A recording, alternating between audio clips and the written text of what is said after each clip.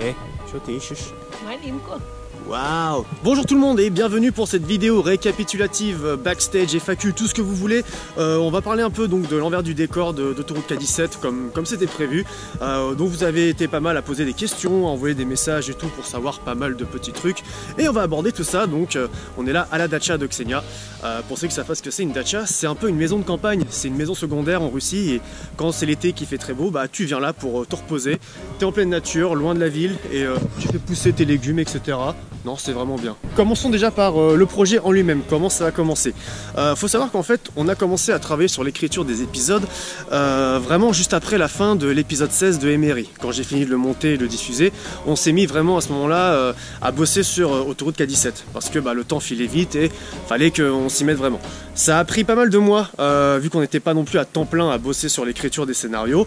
Et voilà, on a fini par structurer les épisodes de région en région et on s'est dit que comme ça c'était très bien. Pour ceux qui se demandent pourquoi on a pris le nom Autoroute K17, eh bien pas la peine de chercher dans Wikipédia ou quoi que ce soit, l'autoroute K17 en Russie n'existe pas, elle est purement fictive, c'est nous qui avons donné ce nom par rapport aux 17 000 km que l'on a parcouru, hein, pour le cas pour les 1000 km, les 17 000, bref vous avez compris. Et pour anecdote aussi, c'est parce que ma chaîne YouTube est en fait depuis 2 ans, elle stagne autour de 17 000 abonnés.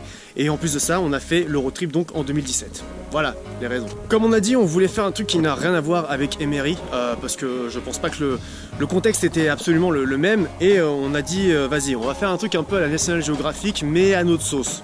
Ce qui fait que voilà, je me suis un peu inspiré d'un mec, je sais plus comment il s'appelle, c'est un Finlandais qui parcourt en fait les régions de Russie.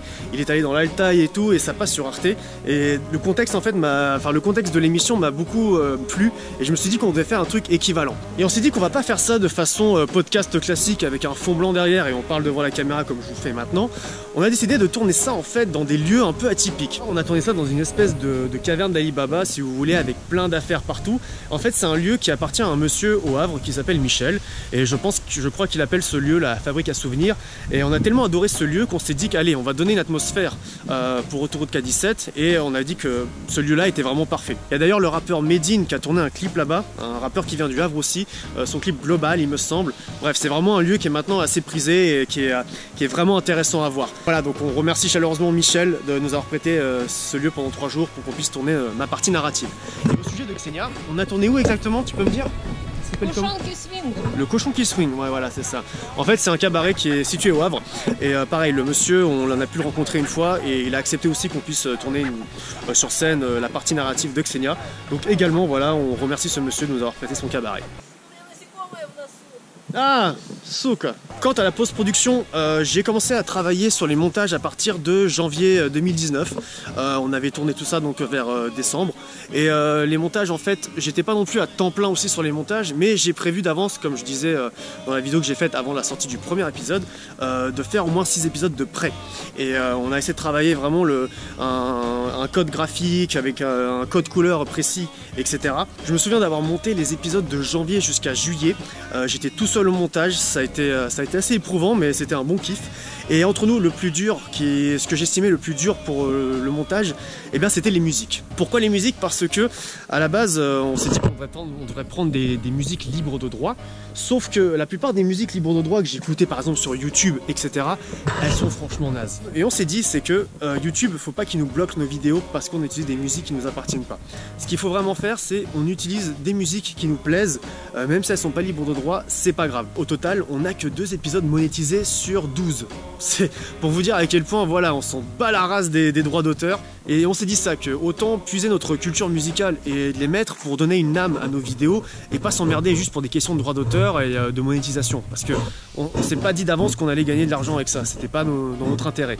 Et encore une fois, j'ai utilisé des musiques d'artistes que j'écoute de base. Par exemple, j'ai utilisé pas mal de musique de Tilassine pour les séquences de l'Altaï. C'est un mec d'ailleurs qui a fait un album, il a enregistré l'album en traversant le Transsibérien. Je vous invite à écouter cet album, il est vraiment perché et sympa. Également, il y a un autre artiste que moi j'aime énormément, que j'ai utilisé pour pas mal d'épisodes. Il s'agit de Synchro, ou Synchro, comme vous voulez. En fait, c'est un beatmaker anglais qui fait de la musique très chill, atmosphérique et ambiante. Et vraiment, je pense que ce mec-là rentre dans mon top 10 de mes artistes préférés de toute ma vie. Je vous recommanderai des albums juste là, que vous pouvez aller écouter si ça vous dit. C'est vraiment le genre de musique que t'écoutes le soir tout seul dans ta ta chambre à 1 h du matin, ça passe tellement bien. Donc voilà, les musiques c'était vraiment quelque chose de très contraignant, mais au final on est content, aucune vidéo n'a été on va dire bloquée, juste démonétisée, et au final on s'en fout tant que ça a été diffusé, on est content. C'est quoi, on va aller sortir de la dacha. Regardez, il y a la rivière juste là, on va aller dans la bagna après et on va sauter dans l'eau. Pour les parties narratives, on s'est dit que Xenia et moi c'était suffisant pour raconter comment s'est passée l'aventure. Et si Genia et Vitya n'ont pas été intervenants et participants, on va dire, dans le projet vidéo en tant que pareil, en tant que narrateur comme nous, c'est juste parce que eux ils habitent en Russie, et enfin Genia habite aussi un peu partout en Europe, ils bougent beaucoup, et que nous, Xenia et moi, on est en France, donc ça a été un peu compliqué de se trouver un temps pour se rencontrer et de tourner des questions-réponses, etc. Donc on s'est dit que vraiment Xenia et moi c'était largement suffisant. Surtout que Vitya et Genia en fait ils ont participé plus au voyage que au projet vidéo en soi. Le projet vidéo c'est vraiment Xenia et moi qui sont au cœur de ça. Autre chose aussi concernant le voyage retour, faut savoir qu'en fait les épisodes sur Tcheliabinsk et Karabach et le barrage hydraulique avec Krasnoyarsk, c'est-à-dire l'épisode 9 et 5 si je dis pas de bêtises, eux ont été tournés en fait sur le chemin du retour. C'est ça, voilà, ils ont été tournés sur le chemin du retour parce que on les a pas fait quand on était à l'aller, mais dans la chronologie de la narration et du trajet, on a préféré les mettre à ce moment-là qu'après le Baïkal, parce qu'on s'est dit on voulait vraiment terminer le projet avec le dernier épisode sur le lac Baïkal et après faire l'épisode 12 qui est un bilan de tout ça. On estimait que c'était plus cohérent de mettre ces épisodes par rapport à la chronologie terrestre du chemin que de les mettre vraiment à la toute fin. Et c'est aussi pour ça que vous n'avez pas vu une seule fois Genia dans l'épisode de Tcheliabinsk, c'est parce que il était parti déjà depuis longtemps. Alors maintenant je voulais parler un peu du fond d'Autoroute K17, du contenu en lui-même, ainsi que des commentaires que vous avez pu écrire. J'ai vu que la plupart d'entre vous étaient vraiment ravis du projet, et ça ne peut que me faire plaisir et motiver encore plus quand je bossais en post-production sur les autres épisodes pendant la diffusion des premiers épisodes. Donc là encore une fois merci. Ce qu'il faut savoir c'est que si les épisodes duraient en moyenne 10 minutes, eh bien c'était totalement volontaire. J'ai vu ce commentaire qui revenait assez souvent quand je diffusais les 3 à 4 premiers épisodes que c'était trop court. Le fait de lire en commentaire que les épisodes étaient trop courts, c'est comme si quelqu'un te donnait un repas gratuitement et qu'à la fin du repas tu disais ouais j'ai pas assez mangé. Je vous cache pas que c'est un peu vexant et énervant en fait, parce que tu t'acharnes pendant des mois sur un projet qui te plaît à fond, tu bosses dessus gratuitement, tu fais ça de bon cœur, et que les gens te reprochent que c'est pas assez long. Bah écoutez, peut-être parce que c'était aussi volontaire. On a clairement voulu faire ce format de 10 minutes parce qu'on estimait que c'était ni trop court et ni trop long. Et ce qu'il faut prendre aussi en compte, c'est que pendant notre voyage, on n'était pas non plus derrière nos caméras en permanence à filmer tout. On profitait quand même du voyage, on était là aussi pour se reposer, on va dire, pour découvrir, et que peut-être qu'on n'avait pas non plus assez de contenu pour combler ce qu'on voulait raconter. Et puis on sait très bien que peu importe le lieu où on était, que ce soit par exemple, je sais pas, les grottes de Kongour ou bien un pauvre bled de l'Altaï, on aurait pu en parler pendant 20 minutes. Sans problème, il y a toujours des choses à dire en fait sur chaque lieu où on était, sauf que nous on a préféré en fait raccourcir clairement les choses. On a préféré faire un espèce de grand résumé avec quelques anecdotes par-ci par-là, mais on estimait que ce qu'on a raconté c'était pour nous le plus pertinent et le plus intéressant à dire, et bien sûr qu'on est passé à côté de plein de choses. Ce qui est bien c'est que grâce à l'espace commentaire, j'ai appris des choses aussi sur les lieux où j'étais, et ça montre que vous aussi vous savez des choses même plus que moi au final. Et puis entre nous franchement je trouve que c'est quand même plus amusant, plus pertinent de vous montrer notre rencontre avec un chameau que de vous raconter que le tsar je sais pas qui s'est marié avec Partinoubri à voilà quoi. On n'a pas cherché le côté historique, politique, etc. On a fait ça vraiment au feeling. Ah oui, et aussi ce qu'il faut savoir, je me suis rendu compte pendant que je faisais le montage et le dérushage qu'il manquait énormément de rush. Il y a plein de choses, je me rappelle qu'on avait filmé, et impossible de les retrouver dans les disques durs externes. Et c'est putain de frustrant. Ouais, il y avait des trucs qu'on a filmés, je me souviens, qui étaient incroyables, et impossible de les retrouver, donc on a fait 100, c'est tout. Bon, je vais me poser un peu, profiter du soleil. Allez, à présent, on va aborder en fait une question que vous avez pas mal posée aussi, c'est quel était le budget de notre voyage? En fait, c'est chiant ainsi. Tiens, on va se positionner là-dedans, tiens. Oh, bah voilà, regardez, le salon. Je vais répondre à cette question ici, ça va être plus tranquille. Alors, la question de l'argent, c'est assez compliqué de vous répondre quel a été notre budget total et nos dépenses au centime près, parce qu'en fait tout ça ne dépend que de vous. Pour un voyage comme celui-là, c'est que vous allez dépenser principalement dans l'essence et la nourriture. Également les appartements si vous mettez à louer des hôtels ou des apparts si vous campez pas. Tout ça en fait ne dépend que de vous, de comment vous allez gérer votre argent par rapport aux priorités que vous allez mettre. Parce qu'à cela va s'ajouter également les sorties, si vous devez aller visiter un endroit qui est payant. Également vous allez aussi mettre de côté pour les imprévus. Si par exemple votre voiture tombe en panne, si vous avez une galère et que vous devez payer quelqu'un, toutes ces sommes d'argent sont à prendre en compte en fait au final. Je pense que si vous partez avec 1000 € minimum et voire même 1500 € ou quoi, honnêtement je pense que vous êtes très large. Et imaginez que vous êtes 4 au total et vous avez tous plus ou moins la même somme, et bien franchement pour la Russie vous êtes ultra tranquille. Par exemple de mon côté, j'avais travaillé en fait avant de partir en voyage, et j'avais déjà également de l'argent de côté. Ce qui fait que mes dépenses en fait, elles ont été compensées par le salaire que j'ai reçu quelques semaines après et durant mon voyage. Du coup ça a pu stabiliser on va dire mon budget. Donc voilà, ça c'est vraiment à vous de voir pour votre budget. Vous êtes mieux à voir large plutôt que pas assez. Ah, et permettez-moi aussi de vous dire que ne vous amusez surtout pas à rester en Russie alors que votre visa est dépassé. Ça a un coût à être banni de Russie pendant plusieurs années, à se taper une amende, à être gardé pendant plusieurs jours en Russie. Ils rigolent pas du tout avec ça, je vous dis franchement.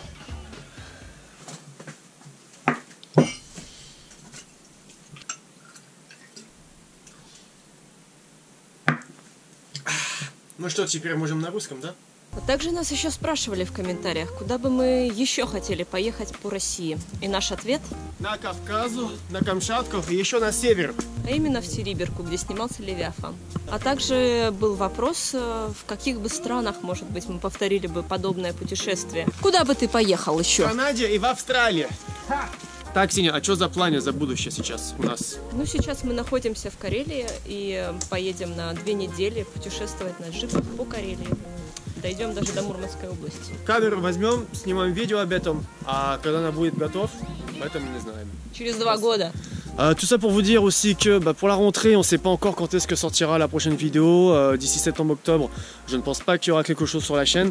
Sachant qu'en France, là, j'aurai beaucoup de trucs à faire en rentrant. Je passe un examen de drone pour être télépilote. Donc j'ai beaucoup de cours à apprendre. Genre j'ai des pavés de bâtards entre voilà, les projets avec des copains et également pour des sociétés. Donc ce qui fait que on n'est pas en ce moment dans une optique de sortir des vidéos à tout prix. Donc voilà, faut juste être patient comme d'habitude et on essaiera de sortir quelque chose de qualité d'ici là. Et restez connectés quand même pendant ce temps et rejoignez-nous toujours sur les réseaux sociaux, à savoir principalement Facebook et Instagram, là où on est carrément le plus actif. Vous pourrez avoir un peu l'actualité de tout ce qui se passe, des photos comme d'habitude et des stories très sympathiques. Bon, sur ce, je vous dis à plus tard. Encore merci d'avoir regardé la vidéo et là on se dirige vers la Bagna. Les petits pouces bleus pour le maillot de bain s'il vous plaît, monsieur dame. Allez, venez. Ça c'est un endroit fort sympathique. C'est un endroit que j'aime bien ça. Bon, si j'ai bien compris, maintenant faut que je me mouille, c'est ça? C'est ça. Putain, avec l'eau elle est super froide. Oh, oh, oh là là. Ah ouais. Oh bah ça, elle est ultra froide l'eau. Elle vient de la rivière. C'est l'eau de la rivière en fait. Ah putain. Allez, on est parti. Voilà. Ça se passe par ici. Et ici, j'ai plus qu'à attendre. On est pas bien là, avec des serviettes de cheval. Regarde. Magnifique. 2 hours later. Bon bah maintenant on va aller dans la rivière, on va sauter dans la rivière qui est toute froide. Du coup ça va faire un espèce de choc thermique et tu te sens vraiment léger après.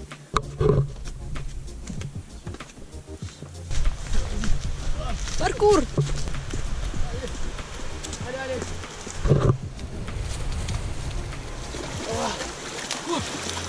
Oh putain. Oh qu'est-ce qu'elle est froide mais elle est bonne. Allez, merci et puis à la prochaine.